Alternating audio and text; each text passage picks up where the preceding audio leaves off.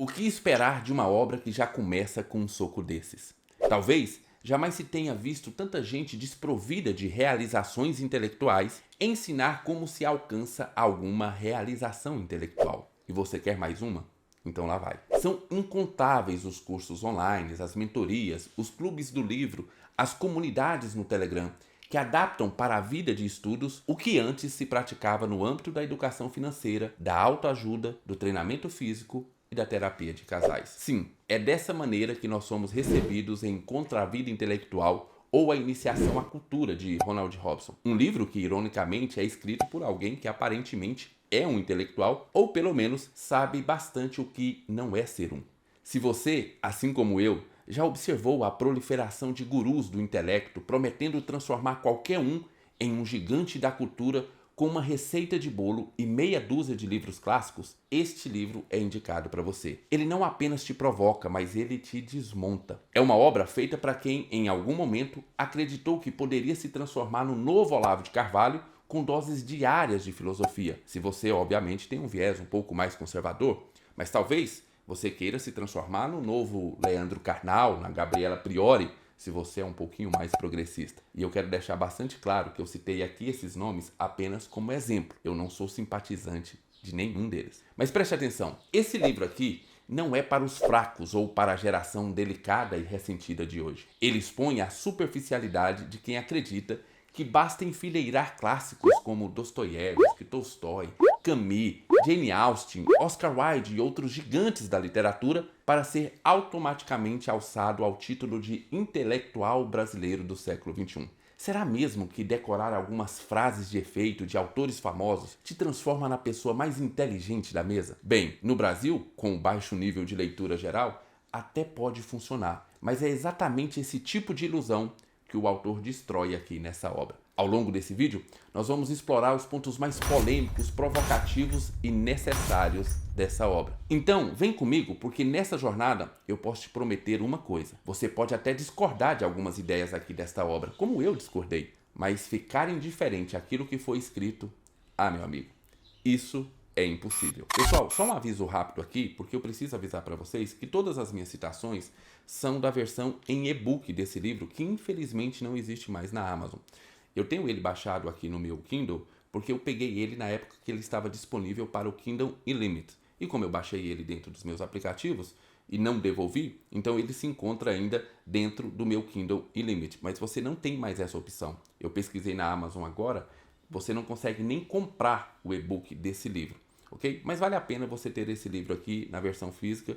Você vai ver através da resenha que vale a pena você investir um pouquinho mais e ter ele aí na sua estante. Bem, avisados a respeito disso, vamos continuar. O meu contato com esse livro aconteceu graças ao excelente canal da Bruna Torlai, que realizou uma entrevista bastante interessante com o autor Ronald Robson. Se a minha resenha aqui despertar algum interesse em você, eu já deixo a recomendação para que você assista essa entrevista. Vale muito a pena. Mas agora, vamos ao ponto. O objetivo de Contra a Vida Intelectual é bem direto: expor os abusos de pseudos intelectuais que por uma módica mensalidade prometem transformar você ou qualquer pessoa no próximo grande pensador da atualidade. Esses gurus oferecem fórmulas mágicas, cursos recheados de listas de leituras de clássicos que supostamente te levariam a desvendar as grandes questões da humanidade. Ao final do curso, pronto, a sua ignorância seria varrida para longe e você seria o novo intelectual do pedaço. Mais do que isso, você também já estaria até qualificado para criar o seu próprio curso e, claro, ensinar outras pessoas a pensar. Pronto. É como se nós tivéssemos inventado uma Rinodê da vida intelectual, um sistema de pirâmide que formam intelectuais em série. Mas não espere que o autor faça essa denúncia com sutilezas ou rodeio. Como eu disse, esse livro é uma bofetada na cara. Direto, ousado e corajoso. Ele vai ao ponto, ele cita nomes conhecidos e, sem hesitar, coloca o dedo na ferida. E você quer uma prova? Então, veja esse trecho. Assistam no YouTube a vídeos de Guilherme Freire falando de vida intelectual, se suportarem, e atestarão. No Brasil de hoje, ingressa-se na vida intelectual mais ou menos como quem começa a torcer para um novo time de futebol, vestindo a sua camisa, decorando seu hino e apregoando aos quatro ventos a sua grandeza. Não, você não ouviu errado. Ronald Robson não poupa críticas. Ele denuncia um mercado saturado de pseudos intelectuais, pessoas que acreditam que ler meia dúzia de clássicos já os credencia a ensinar a arte de pensar para as demais pessoas. Claro, ele também reconhece as exceções e cita alguns nomes respeitáveis, segundo ele, como o poeta João Filho e Rafael Falcon. Mas deixa claro, são exceções, não a regra. A regra, na visão de Ronald Robson, é uma internet infestada de charlatões culturais que transformaram a vida intelectual em um mercado de fachada, muito mais preocupada em vender um rótulo do que em formar mentes realmente críticas e profundas. Para vender, vender, vender! Com toda certeza, você já teve contato com esse tipo de oferta na internet. Um curso com 12 parcelas de R$ 49,90 e pronto. No final do ano, você será uma pessoa totalmente diferente. Talvez até se transforme na pessoa mais inteligente da mesa. Mas o mais provável é que no final do ano você chegue à conclusão de que você perdeu R$ 600 e que o único ganho foi poder arrotar para todo mundo que leu calhamaços de autores russos ou aquele clássico grego dificílimo de ler, mesmo tendo entendido muito pouco ou quase nada a respeito do que leu. Uma das coisas que mais me impressionaram nessa obra é a coragem do autor Ronald Robson em criticar até mesmo a própria bolha ideológica. Ele não poupa ninguém, nem mesmo a direita. Na verdade, o livro é um pouco mais de crítica à própria direita, o que, convenhamos, não é algo muito comum de se ver por aí, já que ele mesmo, o autor, parece pertencer a esse grupo ideológico. Mas dá uma olhada em como ele tira a chacota desse grupinho de pseudos intelectuais. Assisto a casos curiosos. Antes a direita fazia chacota do doutor em filosofia, que só por isso se intitulava filósofo. Hoje, o jovem de direita faz uma graduação EAD em História, publica 2 artigos em blog, proclama-se historiador e dá cursos online. Essa ironia ácida do autor é um convite para todos nós refletirmos sobre a incoerência que muitas vezes passam desapercebidas dentro dos nossos próprios círculos. Sim, eu estou falando com você que está assistindo esse vídeo e gosta de ler. E o autor vai um pouco além. Ele toca em um assunto muito delicado, expondo como a mensagem de Olavo de Carvalho foi em grande parte mal interpretada pelos seus seguidores. E calma, eu sei que só de mencionar esse nome, Olavo de Carvalho, em um vídeo, pode ser tão arriscado quanto falar Lord Voldemort lá nos corredores de Hogwarts. Calma, respira fundo e fica aqui comigo. O que eu estou trazendo aqui é a análise da obra, não as minhas opiniões. Respira. Estas, as minhas opiniões, serão dadas lá no final desse vídeo. Agora, segundo o autor, o status de filósofo de Olavo de Carvalho não vinha do fato dele ministrar curso de filosofia, mas sim da sua prática constante. Quase que diariamente, ele ligava a sua câmera e fazia filosofia ao vivo. Não era apenas sobre ensinar o que grandes pensadores disseram no passado, mas sim filosofar, questionar, refletir e construir pensamentos em tempo real. E veja como o autor coloca isso muito claro na sua obra. Assim como as investigações particulares passassem a orbitar em torno da viga mestra da própria ideia de filosofia, os alunos de Olavo se tornavam filósofos em potencial à medida que viam um filósofo meditando ao vivo sobre a natureza da atividade filosófica. Para Olavo de Carvalho, segundo o autor, o tema vida intelectual era um problema filosófico e vital, algo que exigia reflexão contínua, pensamento crítico e dedicação. Não era uma questão de seguir um checklist de leituras clássicas e pronto, você se tornaria um intelectual. Era um processo de envolvimento ativo, quase visceral com as ideias. Agora, seja você um crítico ou um admirador de Olavo de Carvalho, essa reflexão proposta pelo autor é bem interessante. A filosofia e a vida intelectual exigem mais do que apenas consumir informações. Elas exigem a produção ativa de pensamento, algo que você não pode comprar em pacotes nem é possível vender em cursos online. Uma das grandes armadilhas do nosso tempo, e Ronald Robson expõe isso muito bem, com maestria, é acreditar na ilusão de que a intelectualidade pode ser produzida em escala industrial. Ao cair nesse conto, deixamos de perceber algo muito mais preocupante. Não estamos democratizando a alta cultura entre os conservadores. Na prática, o que acontece é um rebaixamento dessa cultura moldada por vícios e banalidades do mercado atual. Olha só como o autor descreve essa situação. É preciso corrigir a ótica pela qual enxergamos o fenômeno. Não é que a classe média conservadora esteja se elevando às altitudes excelsas da alta cultura. É a alta cultura que está sendo insidiosa e venalmente trazida à baixa altitude dos interesses, vícios e banalidades que permeiam a vida de nossa classe média mal educada. No máximo, o que as classes com um poder aquisitivo mínimo têm recuperado no Brasil é o caráter cosmético da educação. Essa crítica vai direto ao ponto. O que muitos enxergam como uma revolução cultural conservadora na internet é, na verdade, um simulacro, um teatro de intelectualidade onde o essencial é substituído pelo superficial. Gravar vídeos com uma vistosa estante de livros ao fundo virou quase uma questão de etiqueta, uma peça de cenário que transmite autoridade sem necessariamente refletir profundidade intelectual. E veja como o autor faz chacota desse tipo de cenário. Não que um cenário agradável, inspirador, não seja recomendável à veiculação de determinadas mensagens, mas quando isso se torna um preceito tácito, quando os livros nessas estantes não diferem muito entre um canal e outro do YouTube, sempre livros novos, das mesmas editoras, jamais velhos alfarrábios, tranqueiras caçadas em sebos por leitor inveterado. É porque se tornaram apenas parte da perfumaria que acompanha um estranho novo propósito. Não pesquisar algum fato, não criar algum artefato estético, mas sim passar uma imagem de pessoa que fala com autoridade porque se interessa pelos assuntos certos. Aliás, um detalhe, como você pode ver, eu estou gravando esse vídeo em um cenário diferente, sem estante de livros ao fundo. Mentira! Coincidência? Talvez não. Mas a questão central aqui que surge não é essa, é outra. Na verdade, é como evitar que a vida intelectual se transforme em um mero fetiche? Como fugir dessa armadilha estética e superficialidade? Segundo o autor, a solução começa com algo simples, mas poderoso. Fugir das listas convencionais e dos gurus intelectuais que reproduzem sempre as mesmas fórmulas. Ele alerta que seguir essas receitas prontas leva a uma espécie de intelectualidade gnóstica de quinta categoria, algo vazio, desprovido de genuína reflexão e de pensamento crítico.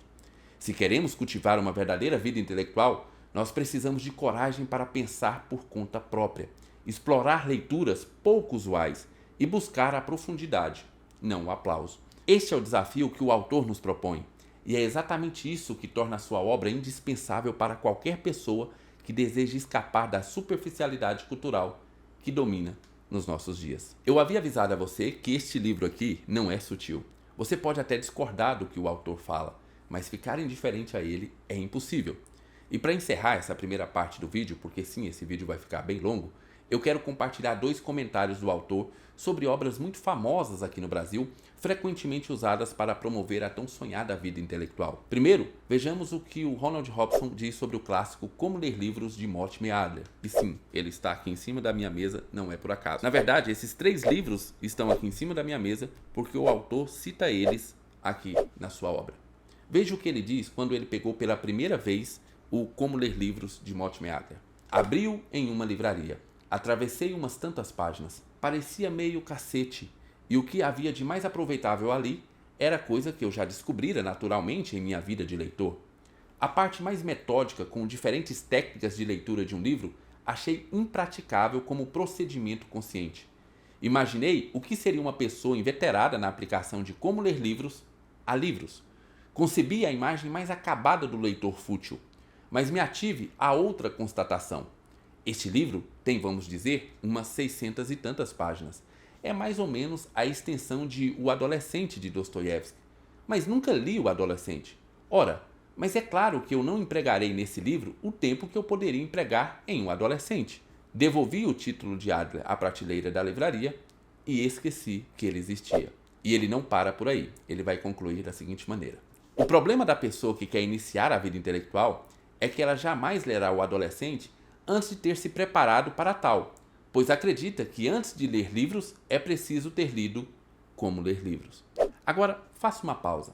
Siga o conselho do autor e reflita um pouquinho sobre essas afirmações que ele fez. Primeiro, ele nos alerta sobre o tempo e energia que muitas pessoas gastam aprendendo técnicas de leitura, fórmulas e métodos que prometem transformá-los em leitores exemplares. Enquanto isso, o essencial é esquecido. Ler de verdade, com meditação, questionamento e reflexão.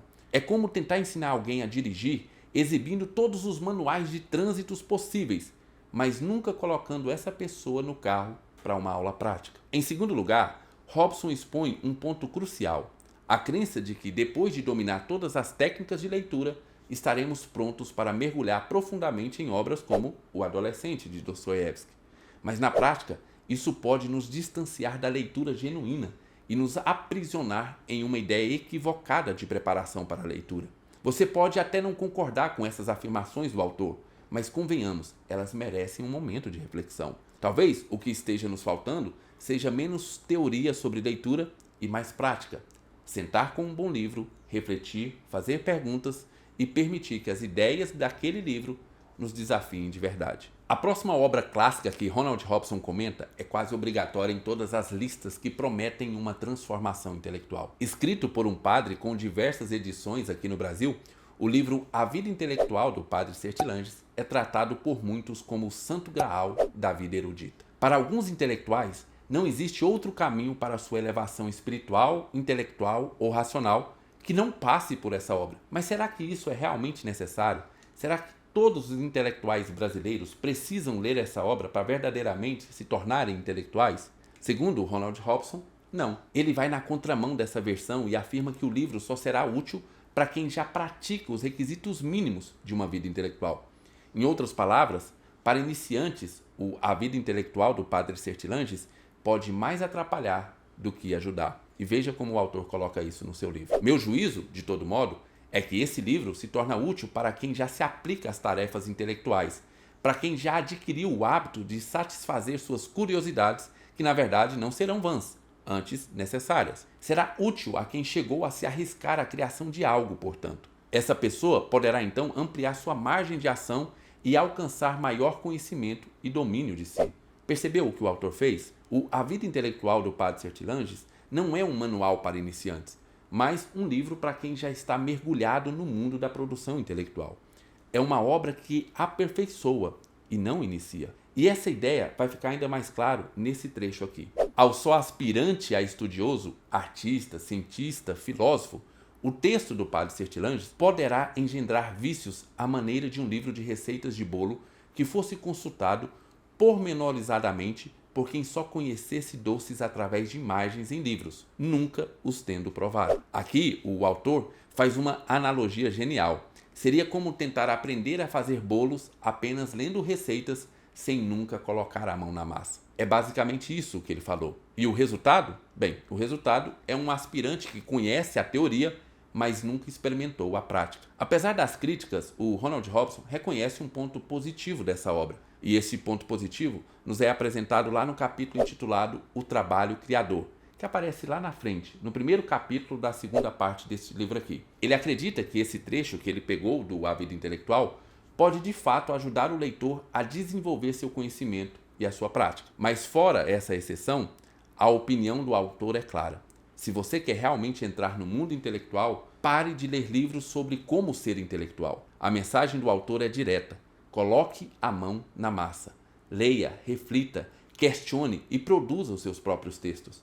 É assim que todos os verdadeiros intelectuais aprenderam ao longo da história. Não existe um atalho mágico, só existe trabalho, experiência e pensamento crítico. Muito bem, pessoal, até aqui eu apresentei de forma mais detalhada os principais argumentos que sustentam a primeira parte dessa obra.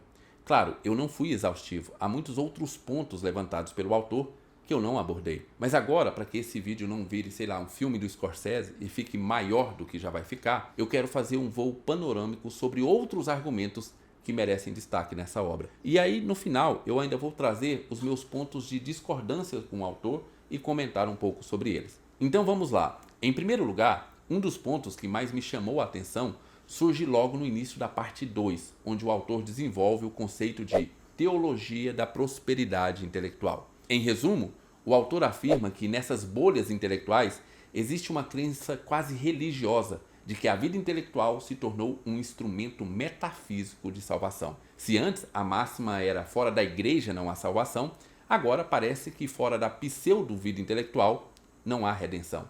E veja como ele coloca isso na sua obra. Chamo de teologia da prosperidade intelectual a crença mais ou menos implícita, mas às vezes até explícita, de que a leitura de livros, a compra de cursos online e a dedicação a uma vida intelectual alinhada à alta cultura irão lhe propiciar não só a salvação da sua alma, mas também a solvência de todas as suas dívidas, com a possibilidade de passar férias em Cancún e casar com alguma blogueirinha bonitinha. E ele vai além.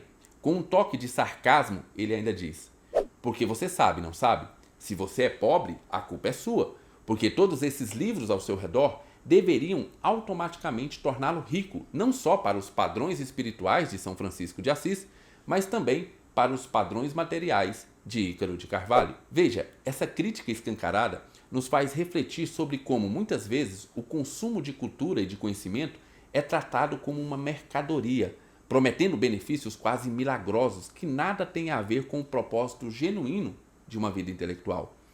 Aqui, o autor vai provocar todos nós a questionarmos o seguinte: será que nós estamos tratando a intelectualidade como um fim em si mesmo ou apenas como um meio superficial de autopromoção e status? Um outro ponto fascinante e bastante perturbador que o autor aborda é a relação estranha e quase cínica entre a prática de humilhar seguidores por parte do pseudo-intelectual e o aumento da sua popularidade. Sim, você ouviu bem. A humilhação é vista como uma espécie de credencial que valida a intelectualidade do charlatão. E por incrível que pareça, isso não afasta as pessoas. Pelo contrário, atrai ainda mais seguidores. Veja como o autor deixa isso bastante claro na sua obra. Posso estar errado, mas parece que foi Ítalo Marcilli quem popularizou no Instagram a prática de humilhar seguidores. Você com certeza já viu o seguinte procedimento: fulano abre a caixa de pergunta, seguidor envia questionamento um pouco estranho, descabido ou até inofensivo. E em resposta, o fulano escreve textão dizendo o quanto aquele seu seguidor é imbecil e quão grande é a distância que o separa. E ele continua: se eu fosse marxista, veria aí uma nova faceta da luta de classes. O mestre vive de seu proletariado virtual. Vive de reforçar nele a crença de que só uns pouquíssimos podem chegar à condição de capitalistas plenos. De peso morto, o mundo já tá cheio. De João sem braço, o mundo já tá cheio. De vagabundo inútil, o mundo já tá cheio. Em resumo, esse comportamento cria uma narrativa falsa, mas poderosa. A humilhação promovida pelo influenciador é vendida como algo benéfico ao seguidor. Primeiro, reforça a ideia de que existe uma enorme distância entre a erudição do mestre e a ignorância do aluno. Segundo, alimenta a ilusão de que a vergonha infligida irá criar uma casca de resistência no iniciante, algo que o prepararia para embates futuros ou o motivaria a superar sua própria ignorância. É o que o professor Clóvis de Barros chama de bril, aquele impulso de superação. Como assim é elementar e eu não entendi? Então, é esse bril que eu estou falando. É esse bril. É esse bril que levará você a progredir intelectualmente. Mas será que isso é verdade? Segundo o autor, não. Na realidade, essa prática não passa de mais uma forma de um influenciador se posicionar como um capitão nascimento da vida intelectual, Pede pra sair! transformando a humilhação em conteúdo que rende engajamento para o algoritmo. A humilhação, nesse caso, não ensina, não transforma e não produz nenhum bem ao seguidor. Ela só alimenta o ego do influenciador e reforça a sua posição de autoridade. Essa reflexão nos leva a questionar se estamos aceitando ser humilhados porque acreditamos que isso nos levará a um lugar melhor ou se estamos sendo humilhados e permitindo isso porque somos explorados para fortalecer a imagem de quem está no comando.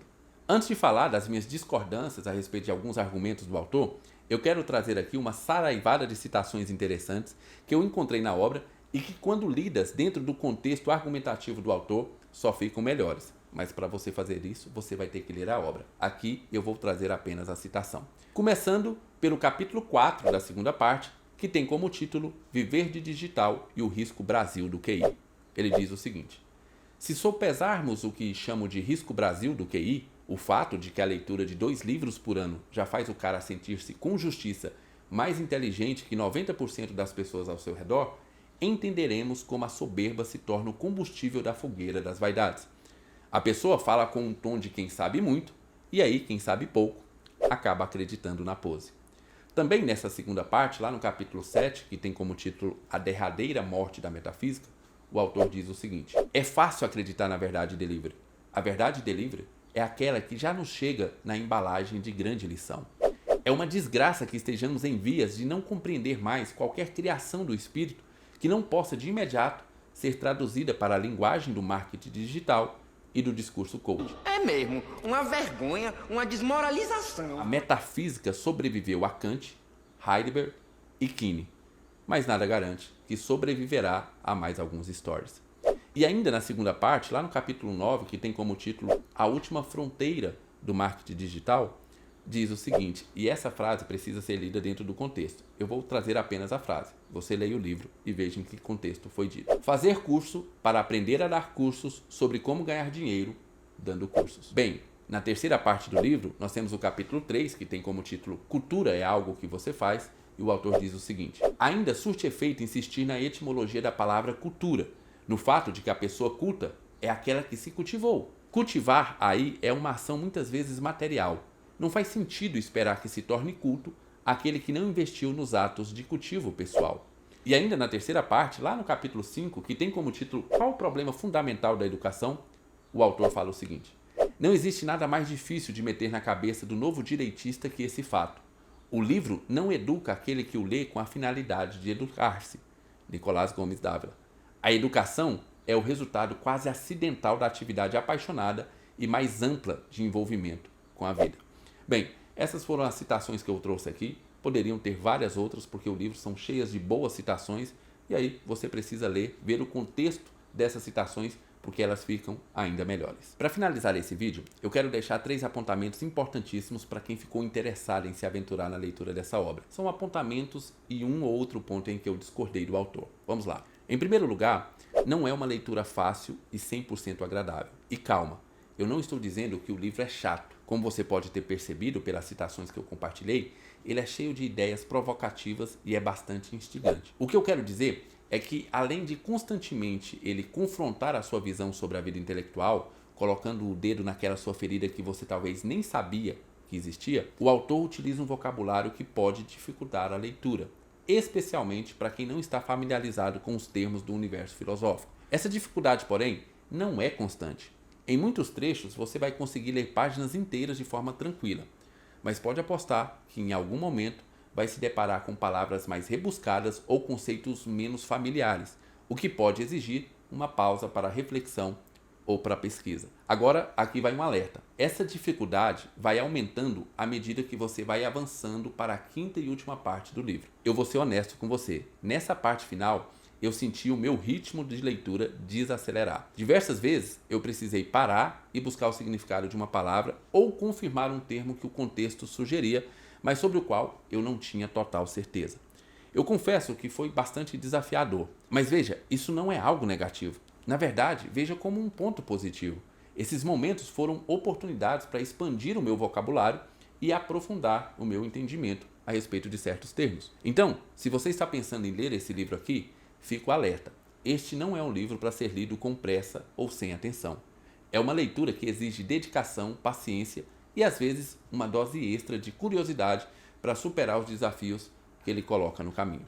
Em segundo lugar, não deixe o autor destruir todas as suas convicções. Entenda o propósito da obra. Um dos principais objetivos dessa obra é combater a epidemia de cursos, palestras e listas de leituras que, sobretudo na vertente ideológica conservadora, prometem iniciar seus adeptos a uma espécie de gnosticismo da vida intelectual. Tendo isso em mente, é importante entender que muitas das afirmações do autor são fortes, eu diria que até violentas, mas elas têm um propósito muito claro: expor e confrontar o charlatanismo que tomou conta das redes sociais nesse campo da pseudo-vida intelectual. Eu entendi perfeitamente o ponto do Ronald Robson. Ele quer demolir as regras, práticas e conceitos que, travestidos de verdades absolutas, são na realidade um estelionato intelectual. Ele denuncia um mal que se espalha rapidamente, atraindo cada vez mais vítimas através de um verdadeiro espetáculo circense de propaganda enganosa. Mas aqui vai o meu alerta.